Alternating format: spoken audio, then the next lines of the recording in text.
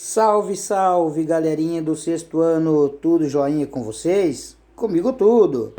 Então, vamos para mais uma videoaula de matemática com o professor Miro. Partiu então para a aula de número 11. Lá na nossa apostila número 3, o módulo 3, na unidade 9, nós vamos estudar hoje os números decimais, ok? As nossas atividades estão lá na página 27. Os exercícios 1, 2, 3 e 4, ok? Vamos lá então para a nossa apostila. Lá na página 25 da apostila número 3, nós temos lá então números decimais. Aí então eu tenho alguns exemplos aqui, né, que contém os números decimais, né? Logo abaixo vem a definição do que é o número decimal. Mas vamos analisar as figuras, as imagens aqui em cima, né? Nós temos um Smart TV 43 polegadas, OLED Full HD. O valor dela total era R$ 2.599, né? Número inteiro. Então, ela veio para R$ 1.527,24. É o número decimal, né? Ou 12 parcelas de 127 com 27 sem juros. Próximo propaganda.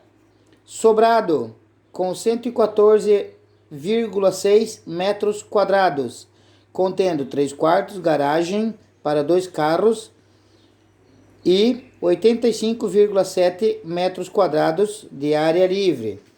E eu tenho também meu terceiro exemplo, né?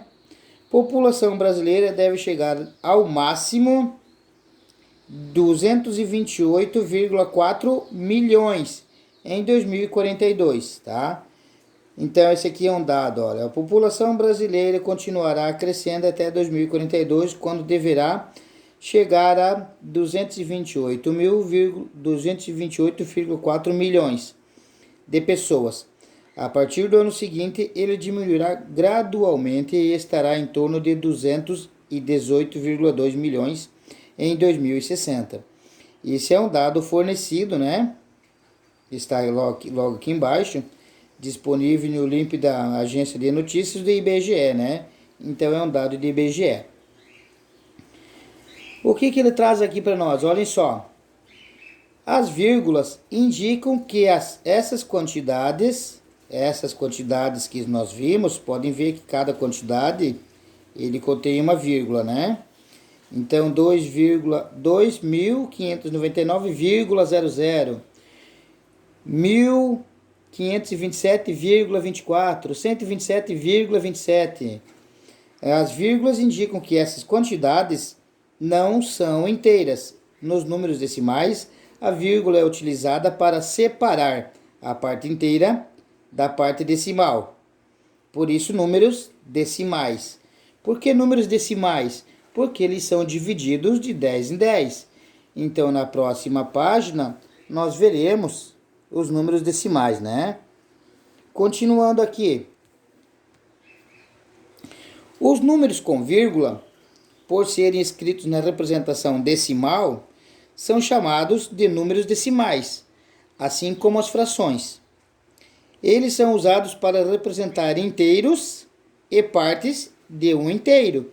Então, nós temos aqui inteiros, olha só, 127 inteiros, vírgula 27, parte de um inteiro. 114 inteiros, vírgula 6, parte de um inteiro. Então, os números decimais, eles representam inteiros e parte de inteiros, né? Assim como nas frações, né?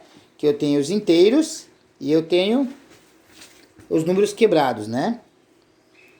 Virando a página, então, na página 26, nós temos aqui um modelinho, né? De um inteiro, e esse inteiro eu dividi em 10 partes. Dessas 10 partes eu dividi em 10 partes cada uma delas. E dessas 10 partes divididas, eu dividi ainda em 10 partes. Então, se eu tenho um inteiro e dividir em 10 partes, eu vou ter um décimo. Se eu tenho um inteiro e dividir em 100 partes, eu vou ter um centésimo. E se eu tenho um inteiro e dividir em 1000 partes, eu vou ter 1 milésimo. Observem que o 10 aqui eu tenho 0,1, é 1 décimo. 1 centésimo, 1 dividido por 100, é 100 ao contrário, né? 0,01. E 1 milésimo eu tenho 0,001, que é 1000 ao contrário também, né? Nós temos aqui em cima. Podemos considerar os números decimais como uma forma diferente de representar frações decimais, ou seja, frações com denominadores. Denominador é o número de baixo, né? 10, 100 e 1000. E assim por diante. Consideremos então a figura ao lado como uma unidade. Então, essa figura com uma unidade. Se eu pegar toda ela e dividir em 10 partes, ó. Quando a unidade é dividida em 10 partes iguais, cada parte é igual a 1 décimo, né? Quando a unidade é dividida em 100 partes iguais, cada parte corresponde a 1 centésimo. Quando a unidade é dividida em 1000 partes iguais, cada parte é igual a 1 milésimo. Ok? Continuando então. Os números decimais também podem ser representados por notação posicional.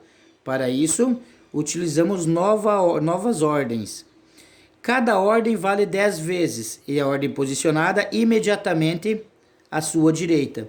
Então, nós temos aqui uma unidade, são 10 décimos, né? Uma unidade, a cada uma unidade, são 10 décimos, né? A cada 1 décimo são 10 centésimos, né? E a cada 1 centésimo são 10 milésimos. Então, a cada 10, de 10 em 10, por isso decimal, porque eu divido de 10 em 10. Observe como representamos o número decimal. 125,389. Então, o 5 representa a unidade. O 2 representa a dezena. E o 1 representa a centena, não é isso? Ó? Da vírgula para a esquerda são os números inteiros. E da vírgula para a direita são os números quebrados, né? Os números fracionados. Então, o 5 é a unidade. O 2 é a dezena. E o 1, centena. Para o lado direito nós temos o 3, que é o décimo. O 8, que é o centésimo. E o 9, que é o milésimo. Ok? Note que os números decimais também podem ser escritos na forma de frações. Exemplos: 0,30, ou seja, 30 divididos por 100.